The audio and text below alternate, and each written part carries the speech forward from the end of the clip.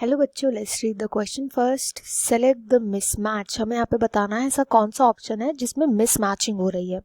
First बोला गया है ORI responsible for initiating replication, sticky and single stranded free ends genetic glue with T4 ligase and alkaline phosphatase removal of phosphate from 3 prime end of DNA। हमें बताना है इनमें से ऐसा कौन सा है जो कि ऑप्शन जो कि इनकरेक्टली मैच किया गया है।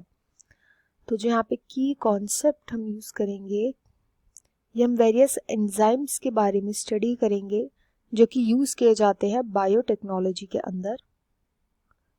बायोटेक्नोलॉजी में यूज किए जाने वाले वेरियस एंजाइम्स।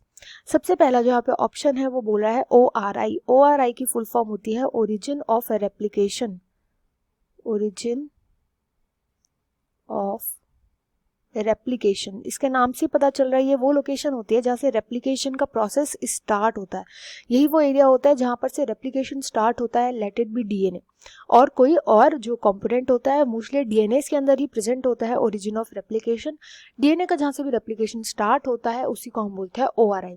एंड यहाँ पे भी लिखा हुआ है रिस्पॉन्सिबल फॉर इनिशिएटिंग रेप्लिकेशन, तो ये करेक्टली मैच्ड है। नेक्स्ट में बोला गया स्टिकी एंड्स एंड इनको मैच किया सिंगल स्ट्रैंडेड फ्री एंड्स है, तो ये भी करेक्टली मैच्ड है। कैसे होता क्या है कि जब कोई भी रेस्ट्रिक्शन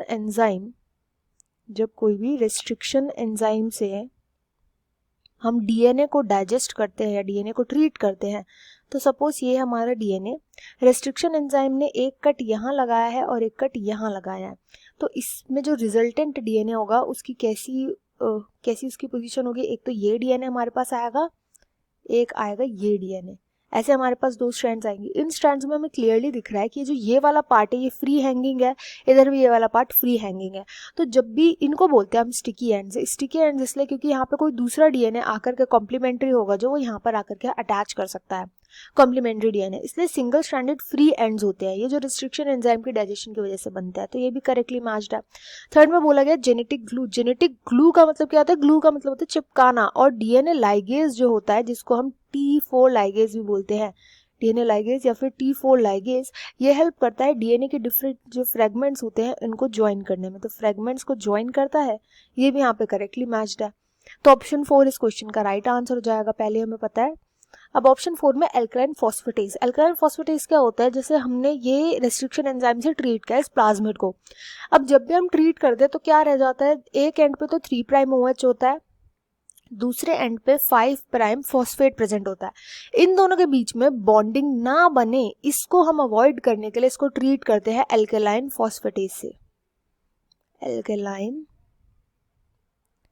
फॉस्फेटेज से, एल्कलाइन फॉस्फेटेज से ट्रीट करके क्या होता है, जो 5 प्राइम एंड का फॉस्फेट होता है इसको ये रिमूव कर देता है, ऐसे हटा देता है, ताकि इन दोनों के बीच में दोबारा से कहीं बॉन्डिंग ना हो जाए।